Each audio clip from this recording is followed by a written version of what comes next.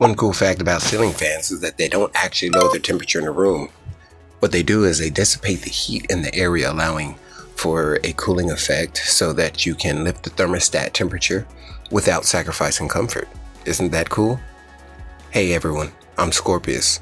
I'm going to introduce you guys to a little diagnostic system that I've incorporated here with these state-of-the-art light fan remote systems, and we are about to get into it. Don't replace a ceiling fan unless you know what you're getting yourself into, or else you may find yourself attempting to do a 20-30 minute job converted into a 2 or 3 hour job. And here's why. These remote control fans have a receiver inside the main fan unit.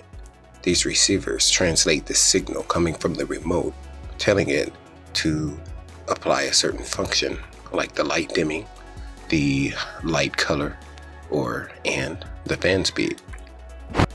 Because of this, they have more wires in some applications, but the specific brand and model will determine how many wires that the fan does have.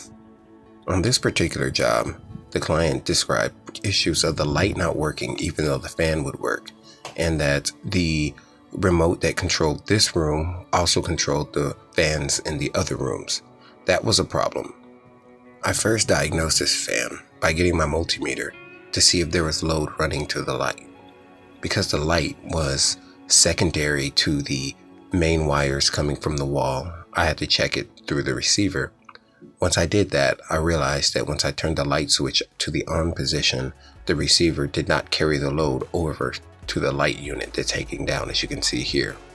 Therefore, after testing the fan to see if the fan had power, which obviously it did, I was able to conclude that the light was the issue because the receiver had power coming from the fan unit, but when I turned the light switch on, it did not carry the load of power coming from the wall. The entire process did not take long, but I still had to check the other lights to verify why they were all responding to only one remote and why the fans would not respond to their individual or corresponding remotes. I did have to wait a few days for the light to come in from Amazon. It has to be noted though that when ordering the light, the measurement of the light diameter has to match the plate underneath in which the light fixture is set. The new light had quick connects that did not match the fan quick connects as shown in the beginning of this video. So that was a problem. I did resolve that by a simple cut and splice. I cut the original wires and spliced the new ones so that they would come into the quick connect directly, so that I wouldn't have to use any wire nuts or use any other adaptive measures to get this thing to work together. Essentially, for the diagnostic on why the 3 fans weren't working for each corresponding remote, I had to pull out each receiver separately, which is located at the top of the fan where it hangs from the bracket coming down from the ceiling. After pulling each one out, I was able to access the code panel to each fan. I changed the code corresponding to each fan's remote so that each fan and remote both ran on their own independent channel. After that, the problem was solved. The code control panel is somewhat hidden inside of there.